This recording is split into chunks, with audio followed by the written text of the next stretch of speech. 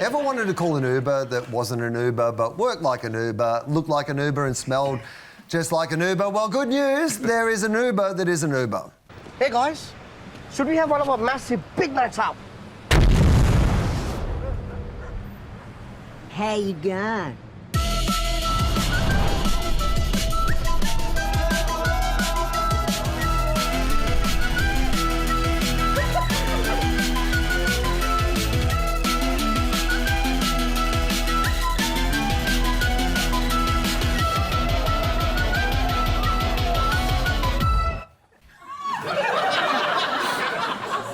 Can anyone else see him?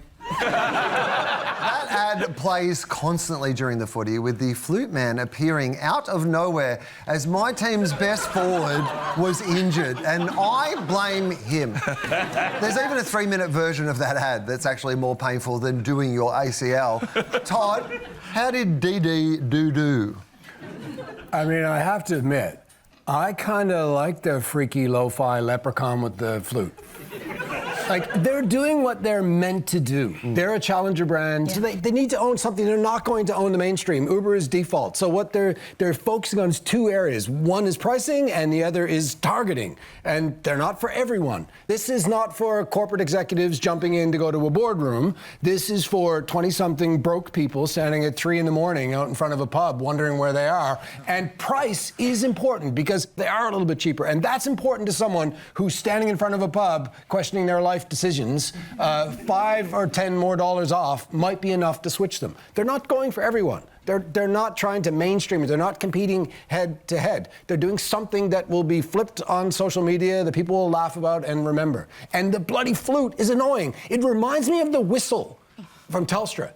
Do you know, like, audio No cues... idea what you're talking about. You do know what I'm talking about. Because audio cues that we hate are often the most effective, and that's one of those. I think they'll get quite a lot of frequency for this, actually. I think it's more than the 20-something-year-olds. Maybe the 30-something-year-olds also are waiting outside, questioning their life choices. But I think, actually, it keeps the momentum going. I love that they're like, you can do more and go further with DiDi, because we know that people are going out less now. They're saving their socialising and their drinking credits. They don't go out as frequently. They don't go out midweek, but when they do go out, they want to blow out. So they don't want to be looking at surge price and go, oh, maybe I should go home.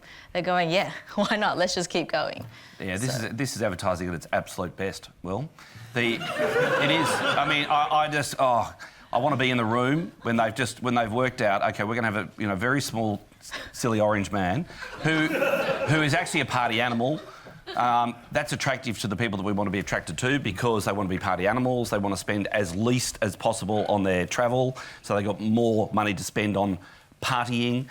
And they've said... Yeah, the way you say partying makes it feel so uncool. Partying. And the fact that the DiDi executives have said, we're on, we're doing that. We're having the short man who plays the flute. Even his little groin thrust is just, when he, And even there's that scene when it's the toy, the toy car pulls up outside the party. Just that. There's nuances to the ad. I don't know. I want to be in the boardroom. I want to be in the boardroom to sell that idea or buy that idea, because whoever sold it and whoever bought it, good on them, because most would reject that idea for fear of it just being completely so crazy, and yet that's why it's so good, because it is completely crazy. But you do get the brand name from it nice and clearly. Yeah. And I reckon it also breaks down really nicely into 6-second little chapters. And I wonder with AI, like, as it becomes easier to do really weird shit, will sort of surreal stuff cut through less? But at the moment, I have watched this like probably 30, 40 times. I love it. The risk of this, of course, is that it may trade off trust for recall. And because if you are 3 in the morning outside a pub, perhaps you get a little bit nervous thinking that a stoned leprechaun with a flute is guiding you home at night. That maybe it's the absolute opposite. You're like, the leprechaun's already here. He can make the decisions for me. And I can use that flute as a bong.